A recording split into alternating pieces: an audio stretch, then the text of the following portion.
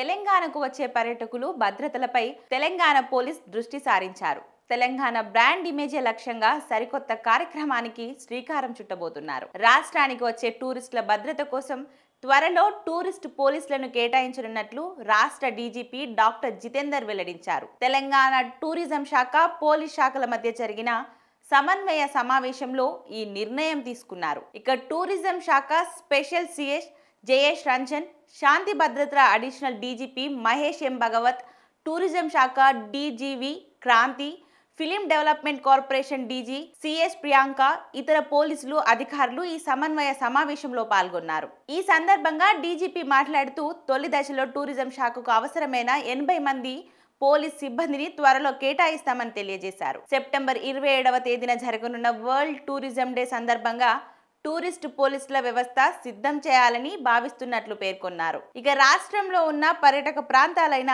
అనంతగిరి, సోమశీల, రామప్ప, యాదగిరిగుట్ట, పోచంపల్లి, నాగార్జునసాగర్, బుద్ధవనం, భద్రాచలం, అమ్రాబాద్ తదితర ప్రాంతాలలో టూరిస్ట్ పోలీసులు పనిచేస్తారని డీజీపీ జితేందర్ తెలిపారు. ఇక రాష్ట్రంలో టూరిజం అభివృద్ధి చెందేందుకు పోలీస్ శాఖ పర్యాటక శాఖకు పూర్తిగా సహకరిస్తుందని ఆయన తెలిపారు. షూటింగ్ పర్మిషన్ల కోసం, ప్రత్యేక కార్యక్రమాల నిర్వహణ కోసం పర్యాటక శాఖ విధి విధానాలు రూపొందించాలని డీజీపీ సూచించారు. తద్వారా ఆయా కార్యక్రమాలకు భద్రత కల్పించడం పోలీస్ సిబ్బందికి సులభమవుతుందని తెలిపారు. ప్రత్యేక కార్యక్రమాల నిర్వహణ కోసం సినీ నిర్మాతలు ముందుగా తెలియజేస్తే కార్యక్రమాలకు భద్రత కల్పించే సమయం దొరుకుతుందన్నారు. ఈ సందర్భంగా స్పెషల్ సిఎస్ జయేష్ రంజన్ మాట్లాడుతూ తెలంగాణ రాష్ట్రంలో టూరిజం అభివృద్ధి కోసం వివిధ కార్యక్రమాలను చేపట్టనున్నట్లు తెలిపారు. విదేశీ టూరిస్టులతో పాటు దేశంలో ఉన్న టూరిస్టులు విస్తృతంగా పర్యటన ప్రాంతాలను సందర్శిస్తారని, వారికి భద్రత కల్పించేందుకు టూరిస్ట్ పోలీసులు అవసరం ఉందని తెలిపారు.